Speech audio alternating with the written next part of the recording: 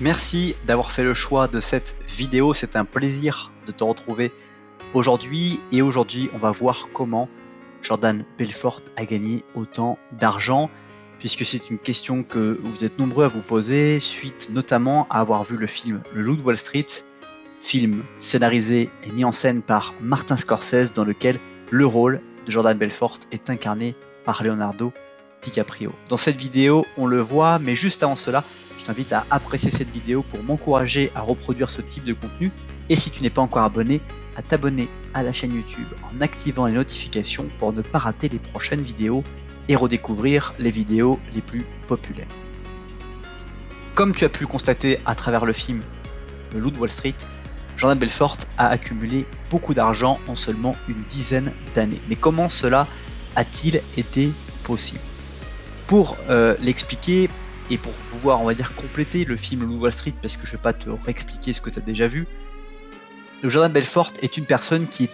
voulait devenir dentiste parce que il considérait que le fait de devenir dentiste allait lui permettre d'accéder à un niveau social qu'il n'avait pas de la famille dont il était issu. Il voyait notamment beaucoup dans son quartier des riches protestants et il voulait beaucoup leur ressembler, d'avoir des moyens financiers, d'être d'une certaine manière aisé, et c'était pour lui un objectif important. Voulant réaliser ce rêve, il a découvert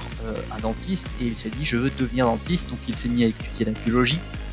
et par la suite il s'est inscrit après avoir vendu des glaces tout un été à une école qu'il a pu payer avec la recette des glaces qu'il a vendues à New York dans un été très aride. Et très rapidement, en fait, les professeurs l'ont expliqué et ont observé qu'il n'était pas spécialement intéressé par le patient, le fait de servir, d'améliorer la vie de personnes qui avaient vraiment mal aux dents, mais plutôt par le fait du profit, donc dans quoi se spécialiser spécifiquement pour gagner beaucoup d'argent, et qu'il était plus orienté par l'argent que par ce qu'il allait apporter à la communauté. Donc très vite, un de ses professeurs lui a expliqué que l'âge d'or du dentisme est quelque chose qui est révolu,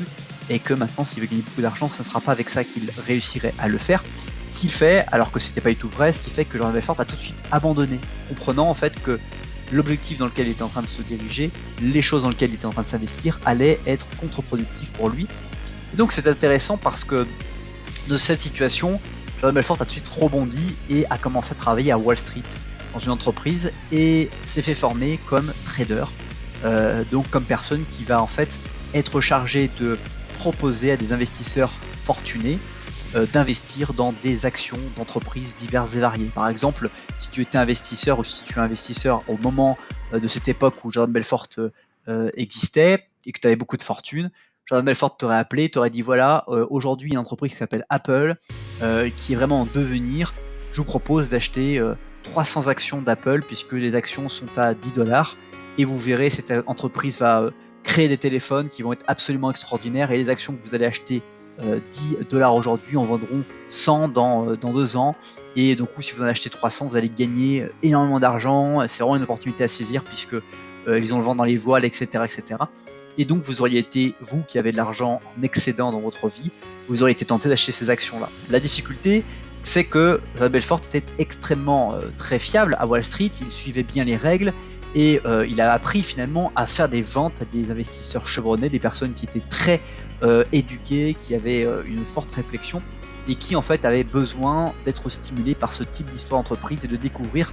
grâce aux traders des entreprises en devenir et d'être un petit peu les visionnaires, les premiers à être avertis du succès d'entreprise. Alors évidemment c'est gagnant-gagnant à Wall Street, c'est-à-dire que chaque trader qui fait des ventes touche des commissions sur les ventes, c'est-à-dire que tu vas acheter des actions, mais le coût d'achat de ces actions-là, tu vas avoir un pourcentage de frais qui va être ponctionné par l'entreprise qui t'a vendu ces actions, et grâce à ces frais, tu es rémunéré. Sauf que la crise de 1987 a fait que Jordan Belfort s'est retrouvé licencié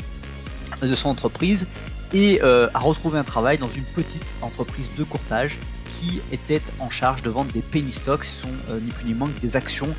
de bas étage, c'est-à-dire des entreprises qui ont une valeur boursière de quelques centimes d'euros. Ce sont des entrepreneurs qui croient tellement au business model de l'entreprise, et ils ont raison de le croire, ont placé leur entreprise en bourse, mais le problème c'est que peu de gens ont l'imagination d'un avenir absolument extraordinaire de leur entreprise, et donc personne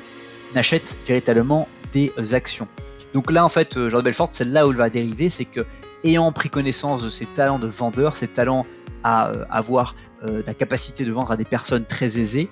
il va découvrir que, ayant toujours le portefeuille de numéros de téléphone de ces investisseurs fortunés, qu'il va pouvoir leur parler comme il leur parlait d'habitude, en leur vendant des actions qui ne valent rien à des prix qu'il vendait quand il était à Wall Street. Et c'est là où le bas blesse, puisque Jordan Belfort va en fait toucher énormément de commissions, puisque l'entreprise qui va l'embaucher va lui dire qu'il touchera personnellement 50% des commissions, des frais de chaque vente. Donc par exemple, il explique, notamment on le voit dans Wall Street, il lui dit voilà, si tu vends l'action de cette entreprise qui est au coin de la rue, par exemple, imagine que tu arrives à vendre pour 2000 euros d'action, et bien sur 2000 euros, s'il y a 200 euros de frais, tu toucheras 100 euros de frais, puisque 50% des frais de l'agence. Il dit mais 50% alors qu'il touchait à Wall Street peut-être 2 ou 3% de chaque vente. Et quand il commence à voir que les actions c'est des centimes, il commence à les proposer à son portefeuille d'investisseurs fortunés qui naturellement, pour le même prix d'investissement, parce que ce sont des investisseurs qui vont investir chaque mois peut-être, je sais pas, 10 000 $, ou 20 000 $,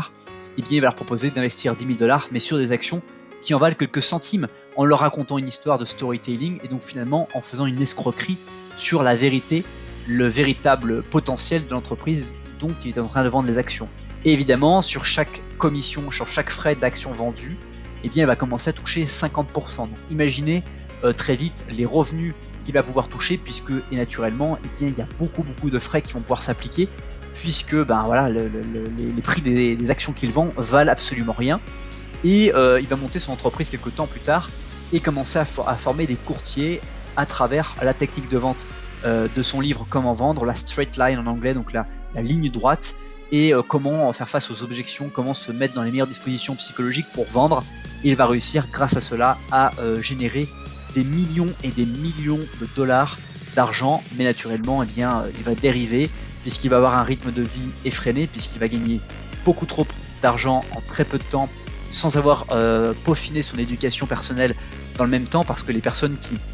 généralement deviennent riches, elles ne deviennent pas riches du jour au lendemain. Ça leur demande beaucoup de développement personnel, beaucoup de travail personnel, beaucoup de réflexion, d'amélioration de leur psychologie, de leur personnalité, pour arriver au fur et à mesure à bâtir leur empire.